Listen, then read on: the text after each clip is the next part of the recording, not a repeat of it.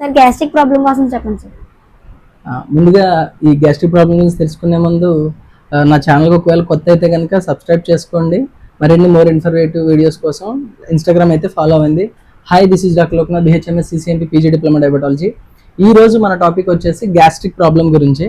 Okay, మన దగ్గర ఎంతో మంది పేషెంట్స్ గ్యాస్ట్రికే కాదు, బ్యాక్ పెయినే కాదు, అండ్ సట నొప్పి కానీ లేదా సోరియాసిస్ కానీ ఎలాంటి సమస్యలు అయినా సరే హోమియోపతిలో నివారించుకుంటున్నారు. ఒకసారి నా పేజ్ చెక్ చేయండి, మీకు ఇంకా పేషెంట్స్ యొక్క రివ్యూస్ ఎన్నో ఉన్నాయి, అది మీరు అబ్జర్వ్ చేయొచ్చు.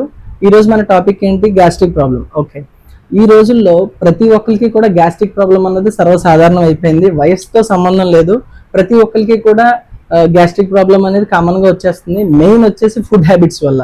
బయట అన్హైజీనిక్ ఫుడ్స్ ఎక్కువగా తినేస్తున్నారు, అంటే లైక్ ఫాస్ట్ ఫుడ్స్ అని, ఫ్రైడ్ రైస్లని, అవి ఇవి పఫ్స్ అన్ని కూడా బేకరీ ఐటమ్స్ ఎక్కువగా తీసుకుంటున్నారు. అండ్ ఇంకొకటి ఏంటంటే టైమ్లీ ఫుడ్ మెయింటెనెన్స్ లేదు ఎవరికి కూడాను. అంటే 9 లోపు ఎప్పుడు టిఫిన్ అయిపోవాలి కంపల్సరీ, 1 లోపు లంచ్ అయిపోవాలి, 7 లోపు డిన్నర్ అయిపోవాలి. ఇది ఎప్పుడైతే మీరు పాటించారో మీకు గ్యాస్ట్రిక్ ప్రాబ్లమ్స్ అనేవి 50 to 80% తగ్గిపోతుంది. అండ్ ఇంకొకటి ఏంటంటే వాటర్ మెయింటెనెన్స్ అనేది ప్రాపర్గా ఉండాలన్నమాట.